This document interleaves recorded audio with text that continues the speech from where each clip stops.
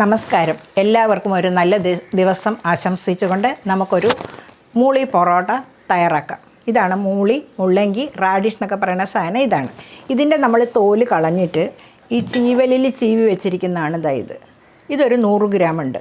അപ്പം ഒരു 200 ഗ്രാം ഗോതമ്പ് പൊടി എടുത്തിട്ടുണ്ട്, 100 ഗ്രാം ഈ മൂളി ചീവലിൽ ചീവിയത്, പിന്നെ ഒരു 10 ഗ്രാം സവാള, ഒരു പച്ചമുളക്, കുറച്ച് മല്ലിയില, പാകത്തിന് ഉപ്പ് എന്നിവയിട്ട് നന്നായിട്ട് ചപ്പാത്തിക്ക് കുഴയ്ക്കുന്നത് പോലെ നമുക്ക് കുഴച്ചെടുക്കാം. എണ്ണയൊന്നും ഒട്ടും ഒഴിക്കേണ്ട കുഴയ്ക്കുന്നതിന് വേണ്ടിയിട്ട്.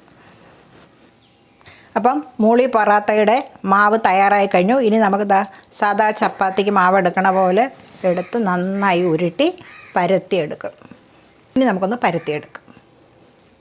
അപ്പോൾ കല്ല് ചൂടായി കഴിഞ്ഞു. ഇനി നമുക്ക് മൂളി പൊറോട്ട ഇതിലേക്കിട്ട് വേവിച്ചെടുക്കാം. ചപ്പാത്തി വേവിക്കണ പോലെ തന്നെയാണ് വേവിക്കേണ്ടത്. പിന്നെ നമുക്ക് നെയ്യ് ഒഴിച്ച് 2 പുറവും കുറച്ച് നെയ്യ് ഒഴിച്ച് ചുട്ടെടുക്കാം.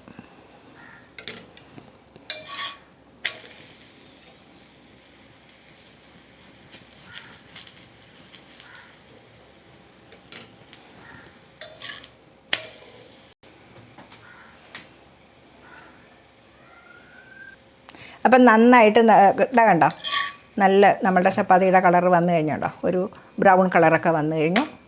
അപ്പോൾ നമ്മളുടെ റാഡിഷ് പൊറോട്ട, അതായത് നമ്മുടെ മൂളി പൊറാത്ത തയ്യാറായി കഴിഞ്ഞു. എല്ലാവരും ഈ പറാത്ത തയ്യാറാക്കി നോക്കുക. ചാനൽ കാണുക, സബ്സ്ക്രൈബ് ചെയ്യുക, സപ്പോർട്ട് ചെയ്യുക. താങ്ക്